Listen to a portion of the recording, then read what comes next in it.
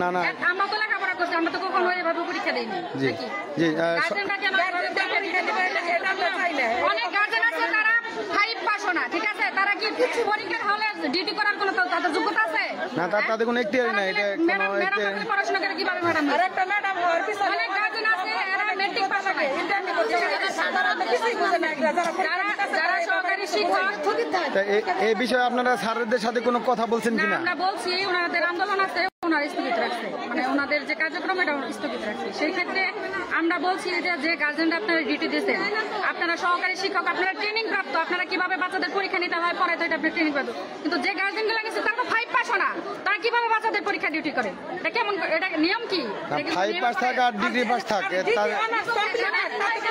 আমি বলি কিন্তু তাদের প্রশিক্ষণ প্রাপ্ত না, তারা কি প্রশিক্ষণ প্রাপ্ত টিচার ছাড়া কিভাবে পরীক্ষা নেয় তারা?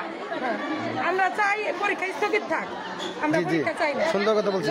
যখন ম্যাডামরা নিতে পারবো তখন নিব। সম্মানিত দর্শক মণ্ডলী, আপনারা দেখতে পাচ্ছেন অনেক অভিভাবকরা এখানে কিন্তু এই প্রতিবাদ করছে এবং অভিভাবক দাবি দেওয়াটা মেনে নিয়ে প্রজ্ঞাপন জারি করলে আমরা আমাদের কর্মস্থলে আগের মতোই ফিরে আসবো। আজকে যে পরীক্ষা হচ্ছে এটা কার নিয়ন্ত্রণে হচ্ছে বা কার ডাকে এই পরীক্ষাটা হচ্ছে? প্রধান শিক্ষক পরীক্ষা নিচ্ছেন আর প্রধান শিক্ষককে সাহায্য করছেন কয়েকজন অভিভাবক, উনি সাহায্য করার জন্য নিয়েছেন। আসসালামু আলাইকুম ভাই, আপনি এটার প্রতি কতটুকু জানেন একটু যদি বলতেন? আসলে আমাদের সহকারী শিক্ষকদের 3 দফা আন্দোলনের 3 দফার মধ্যে প্রথম দফা হচ্ছে এডুকেশন, সহকারী শিক্ষকদের 10ম গ্রেড প্রদান করে সন্তানদের কথা ভেবে যে এখানে যে শিক্ষিকা রয়েছে যে পরীক্ষাটা আপাতত চলুক, এটা হলো শিক্ষকদের দাবি। এখানে যারা অভিভাবক রয়েছে এই অভিভাবক কিন্তু উত্তেজিত রয়েছে, নিয়ম চলছে। আপনারা প্লিজ সকলেই যোগ্যতা আছে পরীক্ষা নেওয়ার জন্য, সেটা কি চিন্তা করছে আর সেটা কি জিজ্ঞেস করছে তাদের যোগ্যতা যাচাই করে তারপরে তাদের ঢোকায় না, ঠিক আছে? যোগ্যতা যাচাই করে তারপরে পরীক্ষা নিতে হবে সবগুলো, এটা ফাইনাল পরীক্ষা। সম্মানিত দর্শক মণ্ডলী, আপনারা দেখতে পাচ্ছেন এখানে অভিভাবকদের অনেক ভিড় জমানো রয়েছে,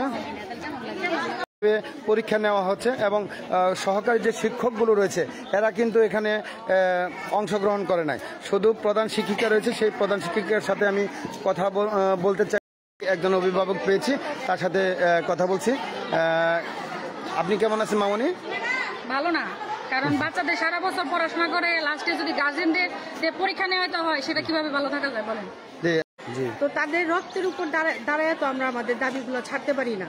তো সেখানে সচিবালয়ে কথা হয়েছে, ওনারা আমাদেরকে আশ্বস্ত করেছিল যে আমাদের দ্রুততম সময়ে প্রজ্ঞাপন দিয়ে দিবেন, 11তম গ্রেড দিবে, 10ম দিবে না কিন্তু 11 দিবে।